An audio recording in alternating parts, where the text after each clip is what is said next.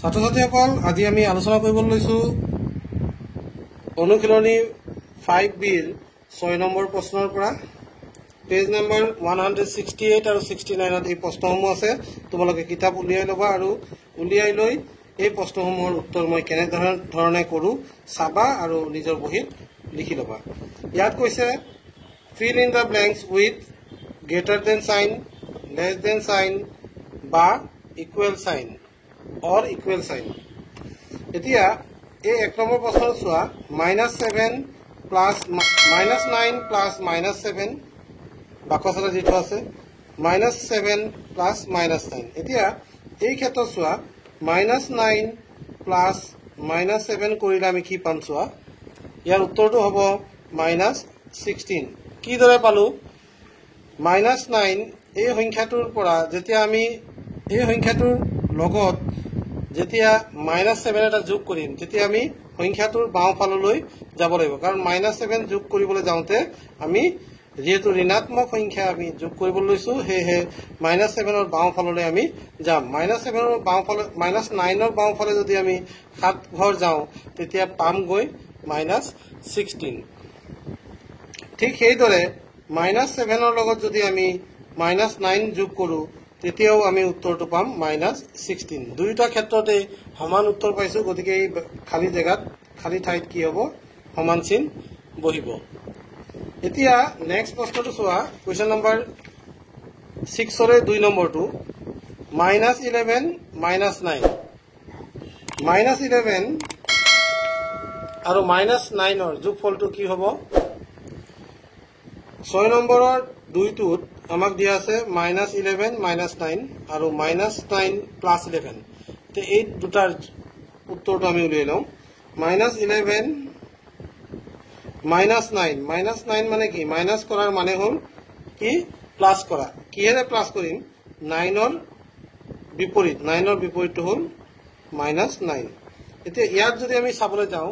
-11 + -9 যদি আমি কৰো তেতিয়া কি হ'ব -20 হ'ব সদায় মন কৰিবা দুটা একে চিনৰ যোগফল সদায় কি হয় দুটা একে চিনৰ সংখ্যাৰ মাজত সদায় কি হয় যোগ হয় যোগ কৰি যি চিন পাও সেই চিনটোৱে যেটো চিন হিয়তৰ থাকে সেই চিনটোই আমি বহুৱাই দিব লাগিব ঠিক এদৰে ইয়াত আছে -9 + 11 সো দুটা বেলেগ বেলেগ চিন থকা গতিকে 11 ৰ পৰা যদি 9 যায় তেতিয়া হলে কি হ'ব 11 ৰ পৰা 9 বিয়োগ কৰিলে আমি পাম কি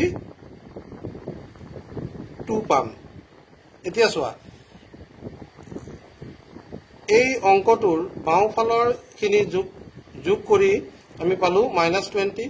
সোঁফালৰ খিনিত আমাৰ কি হৈছে বিয়োগ কৰি আমি পালো 2 কোনটো ডাঙৰ -20 টো ডাঙৰ নে 2 টো ডাঙৰ তোমালোকে এই কথাটো মন কৰিব লাগিব যে সকলোবোৰ ধনাত্মক অখণ্ড সংখ্যাই ঋণাত্মক অখণ্ড সংখ্যাতকৈ ডাঙৰ গতিকে আমাৰ উত্তৰটো হ'ব -11 -9 সদায় সৰু হ'ব -9 যোগ 11 ৰ পৰা এনেকে তোমালোকে চাবা আকৌ এটা কৰো চোৱা ইয়াৰ পিছৰটো দিয়া আছে 3 নম্বৰ 40 40 plus -30 বক্স দিয়া আছে -20 plus -10 আমি এতিয়া এইটো কৰিম এই অংকটোৰ উত্তৰ কেনেকৈ উলিয়াম ইয়াত আছে 40 ৰ লগত 30 যোগ কৰা কিন্তু 30 টো কি -30 ঋণাত্মক গতিকে 40 টো হ'ল ধনাত্মক 30 টো হ'ল 30 টো হ'ল ঋণাত্মক গতিকে দুটা বেলেগ বেলেগ চিন থকা 40 ৰ পৰা 30 বাদ দিলো কিমান থাকিব 10 ধনাত্মক সংখ্যাটো যেহেতু দেখাত ডাঙৰ গতিকে ইয়াৰ উত্তৰটো হ'ব +10 এতিয়া ইয়াত চোৱা এই সংখ্যা দুটা চোৱা এটা আছে -20 আৰু এটা আছে -10 দুইটা সংখ্যাই ঋণাত্মক গতিকে ইহঁতক আমি কি কৰিম যোগ কৰিম 20 আৰু 10 কিমান হ'ল 30 হ'ল আৰু ইহঁতৰ চিন আছিল মাইনাস গতিকে মাইনাস আমি বহুব লাগিব বহুৱাই দিয়াৰ লগে লগে আমি পাই গলো -30 আৰু ইফালে পালো 10 এতিয়া এই দুটাক তুলনা কৰিব লাগিব এই দুটাৰ ভিতৰত কোনটো ডাঙৰ কোনটো সৰু পজিটিভ নাম্বাৰ বিলাক সদায় ডাঙৰ গতিকে ইয়াত ডাঙৰ চিনটো বহুৱাব লাগিব ঠিক আছে 4 নম্বৰ প্ৰশ্নটোত যাওঁ 4 নম্বৰ প্ৰশ্নটোত কি দিয়া চোৱা 4 নম্বৰ দি আছে -15 -8 ইয়াত দিছে -15 -8 আৰু বাকস দিটো আছে ঠিক আছে 15 -8 আছে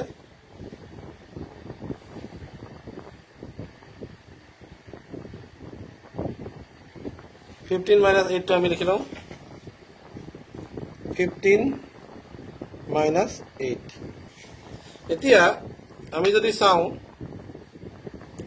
ইয়াত আমি দেখা পাম যে -15 ইয়াৰ পৰা মাইনাস কৰিব লাগে -8 তে মাইনাস কৰা মানে বেলেগ একো নহয় মাইনাস কৰা মানে হ'ল প্লাস কৰা কিন্তু কিহৰ লগত প্লাস কি প্লাস কৰিম এই -8 ৰ বিপৰীত সংখ্যাটো -8 ৰ বিপৰীত সংখ্যাটো হ'ল +8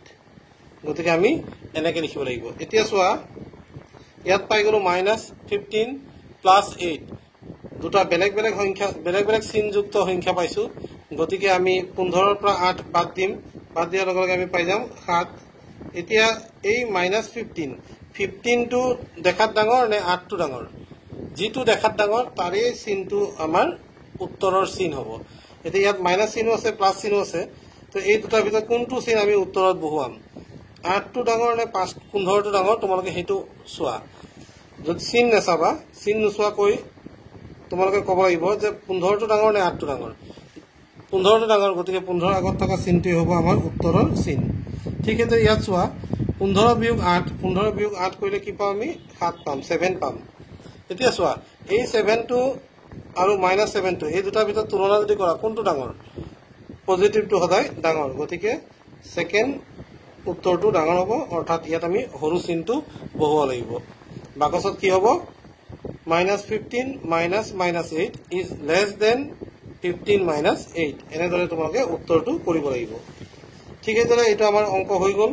ইয়াত দিছে 7 নম্বৰ সংখ্যা ৰেখাৰ সহায়ত বিয়োগ কৰা subtract the following numbers following using number line ইয়াত কৈছে question number 7 to subtract the following using number line দেখি লবা subtract the following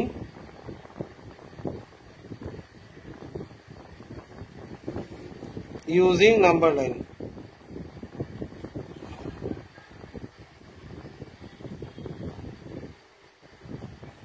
সংখ্যা রেখা ব্যবহার করি তোমালোকে বিয়োগফল উলিওয়া বা বিয়োগ করা এতিয়া চোৱা 7 নম্বৰত কৈছে সংখ্যা ৰেখাৰ সহায়ত বিয়োগ কৰা -5 ৰ পৰা -2 বিয়োগ কৰিব দিছে এতিয়া -5 ৰ পৰা যেতিয়া -2 বিয়োগ কৰিবা তোমালোকে এই ক্ষেত্ৰত তোমালোকৰ অলপ -5 ৰ পৰা -2 আৰু ইংলিছত যেতিয়া দিছে তেতিয়া কি কৈছে subtract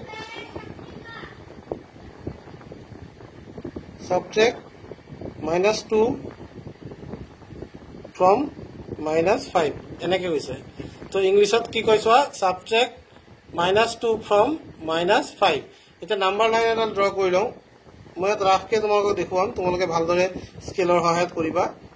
ইয়াত প্ৰথমতে মই ইয়াত 0 পইণ্ট মাৰ্ক কৰি লওঁ ইয়াত 0 মাৰ্ক কৰিলো এফালে 1 2 3 4 5 6 এনেকে মাৰ্ক কৰিলো ইয়াত -1 আহি গ'ল -2 আহি গ'ল -3 আহি গ'ল -4 আহি গ'ল -5 আহি গ'ল -6 আহি গ'ল -7 আহিলে -8 আহিলে এইদৰে মই নাম্বাৰ লাইন বনাই ললো এতিয়া চোৱা -5 ৰ পৰা -2 কৰিব কৈছে এতিয়া -5 ৰ পৰা এতিয়া মই -5 ত আছো ইয়াৰ পৰা মই মাইনাস কৰিব লাগে চোৱা মাইনাস কৰিলে সদায় আমি কি কৰিম বিয়োগ কৰিলে আমি সদায় বাওঁফালে যাম বিয়োগ কৰিলে আমি সদায় কোনফালে যাম বাওঁফালে কিন্তু বিয়োগ কৰিবলগীয়া সংখ্যাটো যেহেতু ঋণাত্মক বাওঁফালে নগৈ আমি কি কৰিম আমাৰ ডাইৰেকশ্যন চেঞ্জ হ'ব চোৱা এই কথাটো তোমালোকে ধ্যান দিবা যে যেহেতু -5ত আমি এতিয়া আছো -5ৰ পৰা বিয়োগ কৰিব লাগে বিয়োগ কৰিব লগাৰ কাৰণে আমি ডাইৰেকশ্যন লম লেফট সাইডলৈ বিয়োগ কৰা মানে কি কমি যাব কমি যোৱা মানে কম থকা সংখ্যা কোনফালে আছে বাম ফাললৈ আছে কিন্তু আমি যেটো সংখ্যা বিয়োগ কৰিবলৈ গৈ আছো সেই সংখ্যাটো হল কি ঋণাত্মক সংখ্যা সেয়ে আমি আমাৰ ডাইৰেকশ্যন লেফটলৈ নগৈ ৰাইটলৈ মুভ কৰি দিব আমাৰ চেঞ্জ হৈ যাব চেঞ্জ হোৱাৰ লগে লগে 1 2 আমি কত গৈ পাম আমি গৈ পাম -3 অৰ্থাৎ আমি ক'ব পাৰো -5 -2 is equals to -3 এনেকৈ আমি শেষত দেখুৱাব লাগিব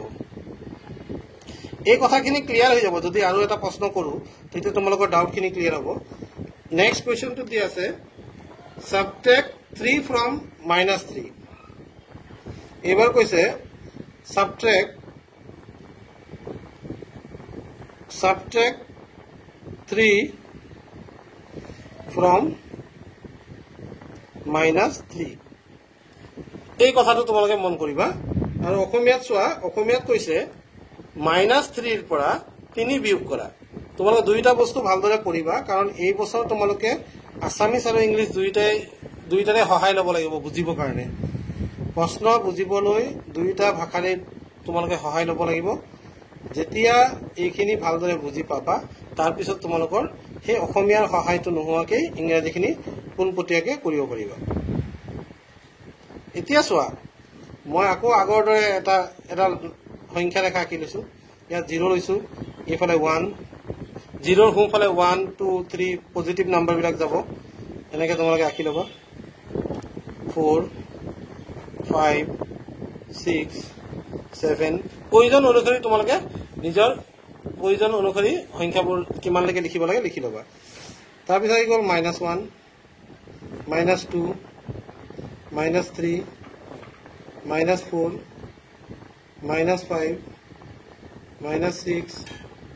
-7 -8 এইদৰে মই লিখি ললো চোৱা এতিয়া মোক কৈছিলে যে subtract 3 from -3 -3 ৰ পৰা 3 বিয়োগ কৰিব কৈছে গতিকে মই প্ৰথমতে -3 পজিশনটো লৈ লম এইটো মোৰ পজিশন ফাইনেল ইনিশিয়াল পজিশন বুলি কয় প্ৰাৰম্ভিক অৱস্থাত মই -3 থাকিম ইয়াৰ পৰা মই বিয়োগ কৰিম কি বিয়োগ মই প্ৰথমতে বিয়োগ কৰিলে মই কোনফালে যাব লাগিব মই বাওঁফালে যাব লাগিব এতিয়া বিয়োগ কৰা সংখ্যাটো কি 3 এইবাৰ চোৱা আগৰ যোৱা প্ৰশ্নটোত আছিল -2 বিয়োগ কৰিবলৈ সেইকাৰণে মই ডাইৰেকশ্যনটো আকৌ চেঞ্জ কৰি দিছিলো লেফটলৈ যাবলৈ লৈছিলো কিন্তু ৰাইটলৈ মই মোৰ ডাইৰেকশ্যনটো চেঞ্জ কৰিছিলো কিন্তু এইবাৰ মই যেহেতু 3 মাইনাস কৰিব লাগে ডাইৰেকশ্যনটো চেঞ্জ নহয় গতিকে মই ইয়াত 3 ঘৰ যাম 1 ঘৰ 2 ঘৰ 3 ঘৰ আৰু মোৰ ফাইনেল পজিশন হ'বগৈ কি -6 অৰ্থাৎ তুমি ক'ব পাৰা -3 ৰ পৰা -3 কৰিলে আমি আনসাৰটো কি পাম -6 পাম এইদৰে তোমালোকে উত্তৰবোৰ কৰিব লাগিব চোৱা -3 ৰ পৰা মই কি কৰিছো -3 কৰিছো গতিকে আমি আনসাৰটো পাই গৈছো কিমান -6 আশা কৰো ছাত্ৰ ছাত্ৰীসকল তোমালোকে এইখিনি বুজি পাইছা যদি বুজি নোপোৱা মই পুনৰ পৰৱৰ্তী ভিডিঅ'ত ইয়াৰ শেষৰ অংশখিনি আগবঢ়াম ধন্যবাদ